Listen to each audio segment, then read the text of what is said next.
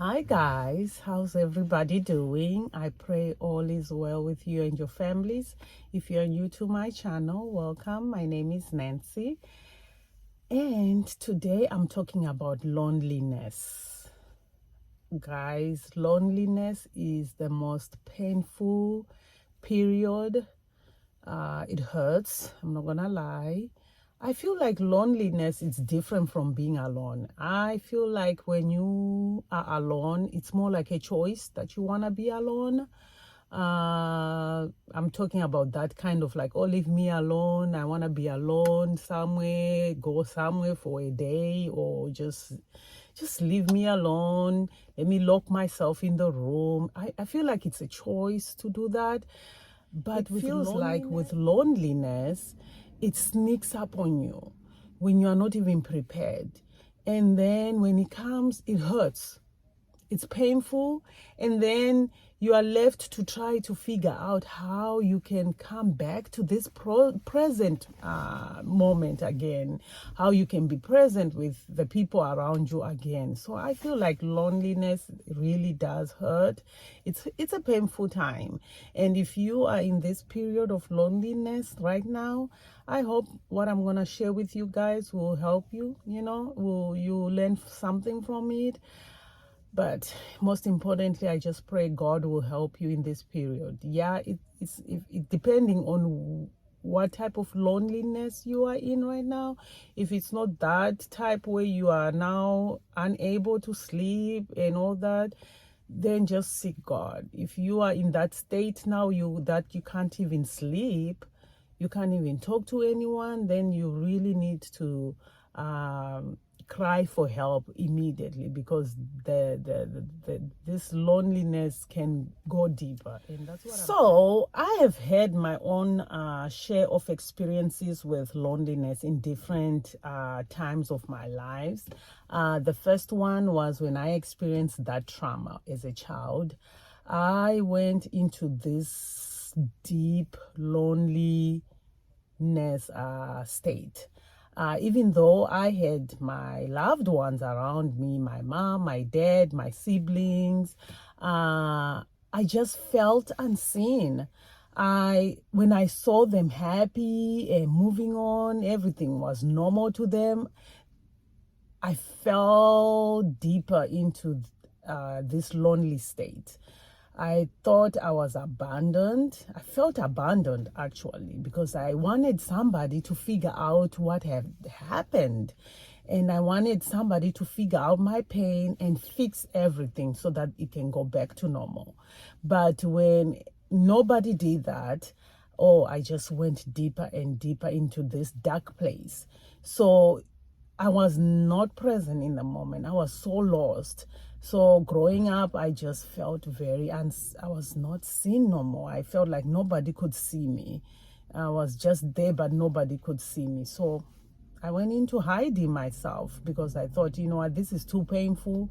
No one can figure out what have happened to me. So guess what? I'm just going to go deeper into this dark place where I can just hide myself.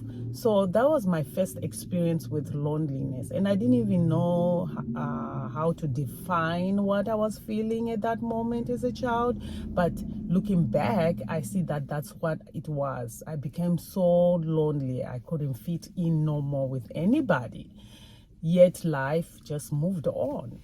Then came the loneliness of moving to a foreign country. There were no relatives nearby. The closest relative I was 21 hours drive away. I couldn't drive. I couldn't even ride a bicycle, even if I wanted to. The only person I knew was my husband and my little child, my daughter.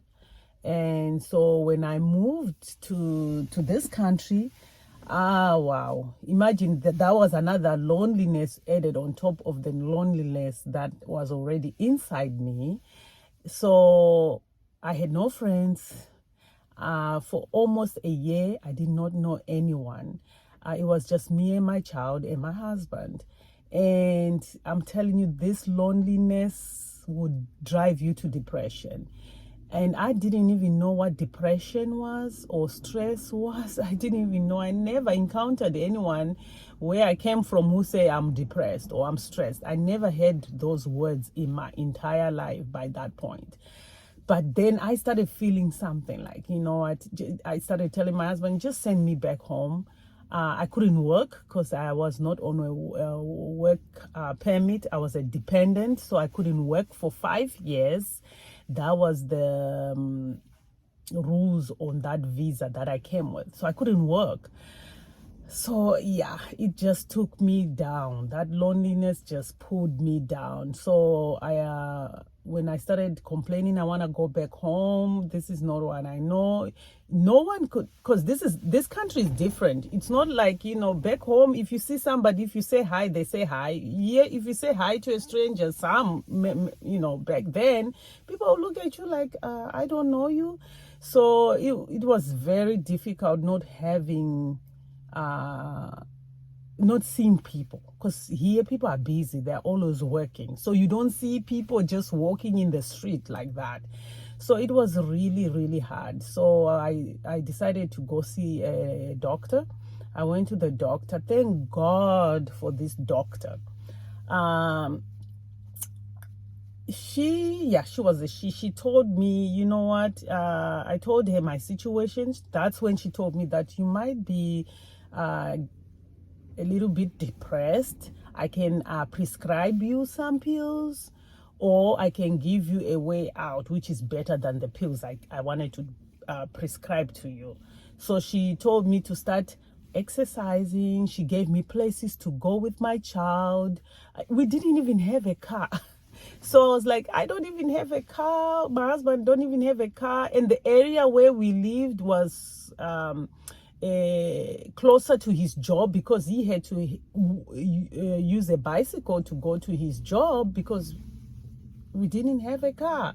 So I was like, with the places she was giving me where you have to drive. So she gave me a bus line. That's the first time I heard about a bus line, to call the bus line so they can tell me the times where they come in our area, so I can go to downtown with my child and just sightseeing, so I can see people, because she was saying the area you live in, you won't see people. Go to downtown, you will see people. So I started doing that. I started going to the park, like she advised me. Talk to other moms, if they seem friendly, talk to them. Don't wait for people to approach you. Just talk to them. Like she actually gave me a lecture, like, you just say, oh, how old is your child, things like that's how you're gonna know people. And I started doing that because I was very closed off. Remember, I was in this experience before, so when I saw people, I wouldn't approach them. And that was my first time, to be honest, to see so many white people in my life.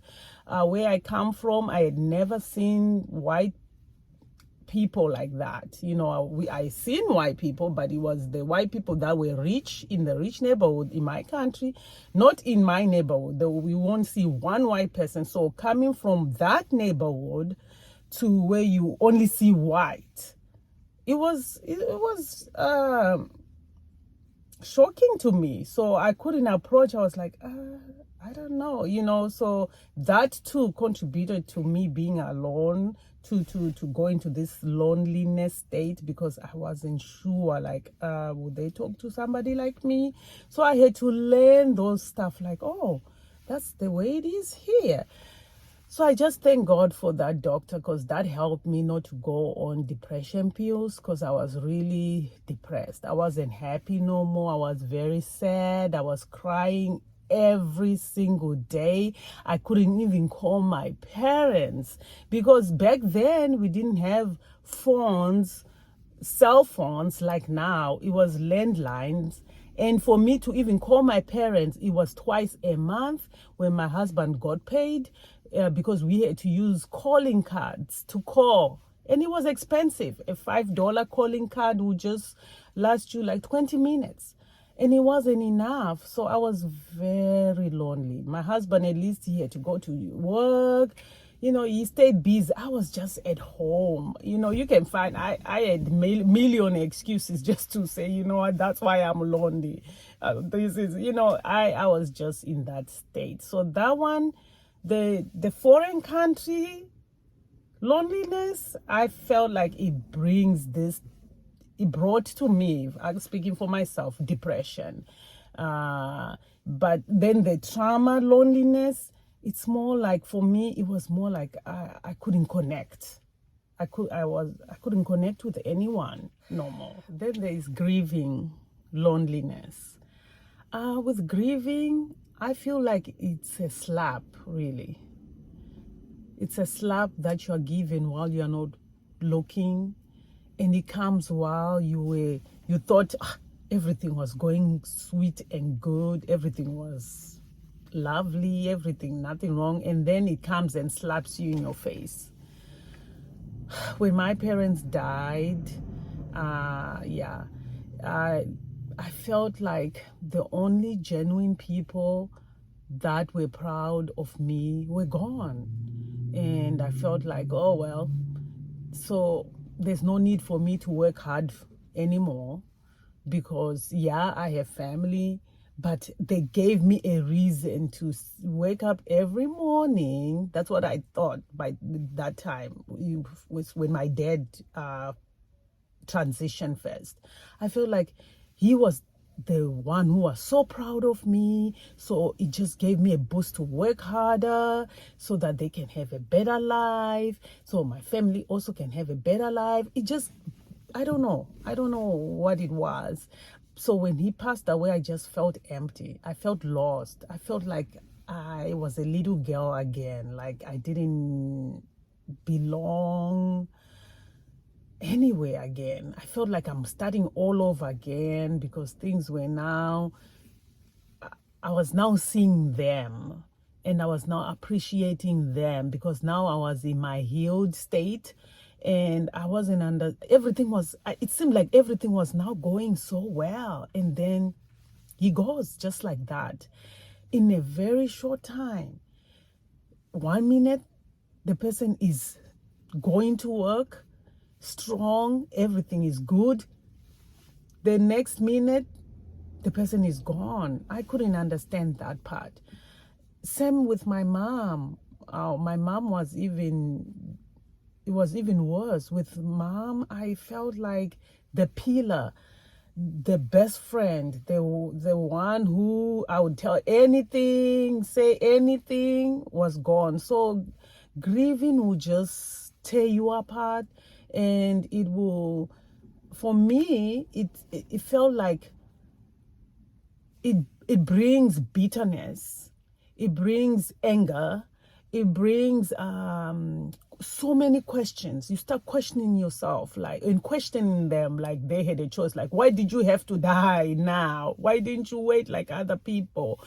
That bitterness will be like, why, God, didn't you take so and so? They're not good. Like, them.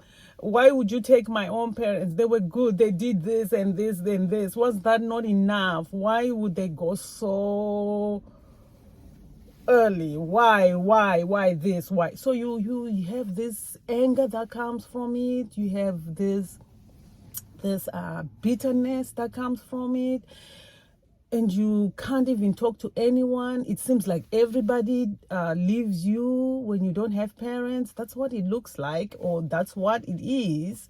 So you feel abandoned again. You have no parents. You really do feel, grief will make you feel some things. And I'm just talking for myself again. It just made me go into this deep state of loneliness. Yes, I had a relationship with God, but I don't know, you just get lost and you wander around until you find your way again to see light, because you go back into this darkness and you forget about all the promises that God would have promised you, because now you are in this anger. You are like, God, why my parents?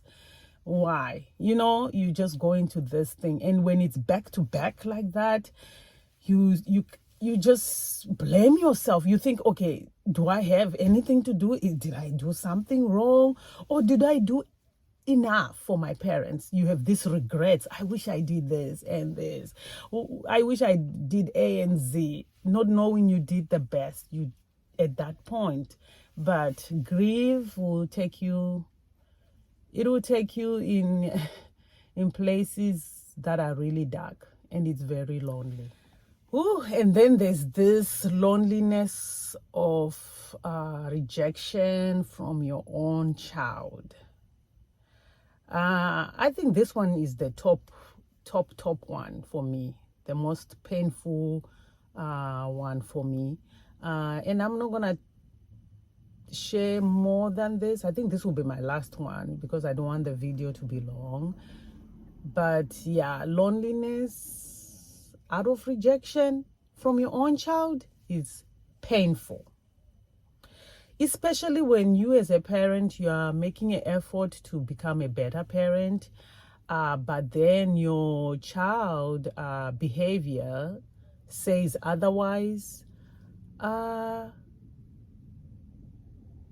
You can go down a lane that will be so dark that it will be hard to come out.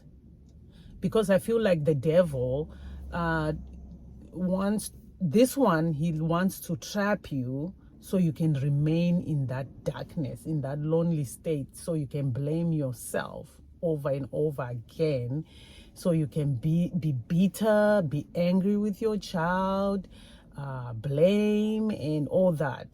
So he wants to trap you in that state. So when it gets to that point really where you are trying your best, yet your child is already rejecting you, it's very easy to feel numb, to feel powerless, helpless, hopeless, and bitter, because your mind, like for me, I couldn't comprehend, like, how can a child think I, a parent, is wrong in doing what I did in order to protect them? Because you are thinking of your own situation, like I was maybe in a worse situation, but I never did that to my own parents. You're just thinking about you. So it's very easy to go into that state of bitterness, like, well, you're a child. I brought you in this earth, you please. So it will take compassion. I think compassion is really the antidote for bitterness at this point, when you get to that point, because I just thank God he had to open my heart for compassion, because he had to remind me of my journey. So me being reminded of my own journey and the part I played, I had to be very compassionate and be able to forgive myself, forgive her too, let go of the shame that I felt for her, let go of the shame that I felt for the family, let go of whatever that I felt like I was done wrong or whatever happened. Just let go and just feel that place, feel that void, that loneliness that I was feeling, with compassion. And I had to just step back and let God. Because if I didn't do that, I was gonna go crazy. I was gonna go deeper and deeper into loneliness with this one, and my relationship with my daughter was going to be strained and worse, and have no relationship at all. So when I decided to just step back and allow God to help me and help her and look from afar, that's when I knew what I needed to do, which was to just keep on praying, keep on supporting, keep on loving her, just have compassion and just surrender, and just surrender all to God. That's when I tapped in my own self to come out of this loneliness that I was feeling of me being rejected by her. Just trusting God and loving her has been the key from me not to go into this lonely thinking or lonely state of thinking like, wow, my own child have rejected me, or I don't have this type of relationship with my own child. I just give it time and give it to God and keep on moving. It took me time to get there, because this thing hasn't started this year or last year. This has been a journey of years.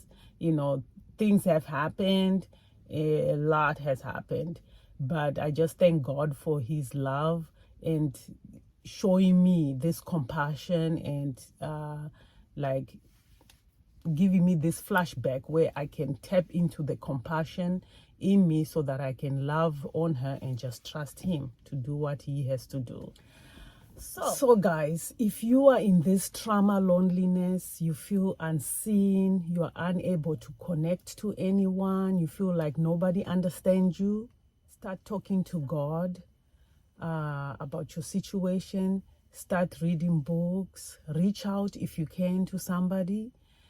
But if you can't, I understand. It's, when you're in this state, it's hard to reach out to people. So reach out to God and start reading books about your situation, and he will just soften your heart and lead you on that right path where you can get help.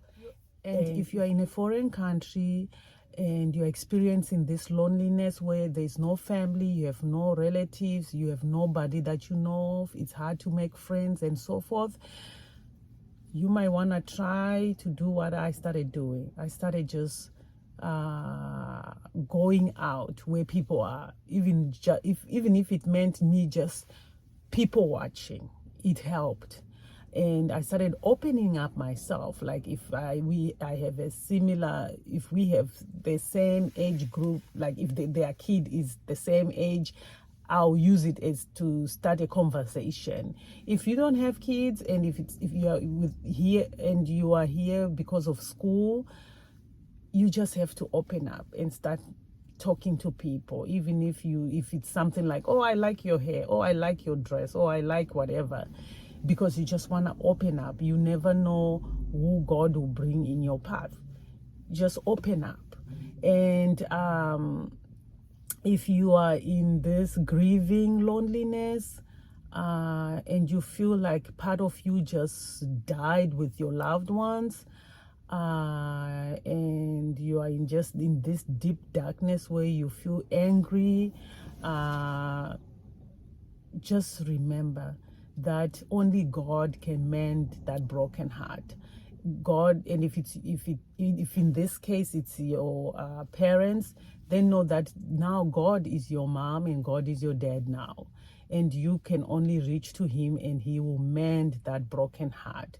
So just reach out to him and he will eventually, with time, it takes time, it's not going to be overnight, but know that he will comfort you. He will comfort you. So you have to reach out and allow him to comfort you. And if you are in a situation where you are in this rejection, where your child is rejecting you, you are in this lonely pit, where your own child has rejected you, in this one, just trust God and keep on loving them.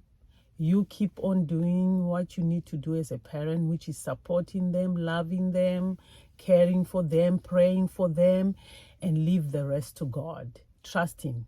In due time, God is just going to make everything make sense. So just don't give up. Just don't suffer in silence. Don't give up on yourself. Don't go in this lonely, deep, dark place. Just reach out to God. If you have help, reach out to help that you have, but let him lead you to the help you need, and let him show you his ways. Let him direct you to those right paths. And before you know it, you are in the present moment again. Loneliness agenda is to just take you down, take you into depression, into those dark places. But if you can if you can just reach out, God will start making you see just a little hint of light, and before you know it, you are back in the light, back in the present. So just don't give up on yourself. Stay prayed up, stay focused, and just reach out to God, and He will make a way. No matter what, He will make a way. But you just have to have this desire to want better for yourself, want to see better results for yourself, have this non-negotiable commitment to stay focused no matter what. Just stay focused, just stay on your path, just stay on your healing path, healing journey, and it will all be okay at the end. So this is it for today, guys. Thank you for watching. You have a blessed, wonderful week. I will see you in my next video. Thank you. Bye.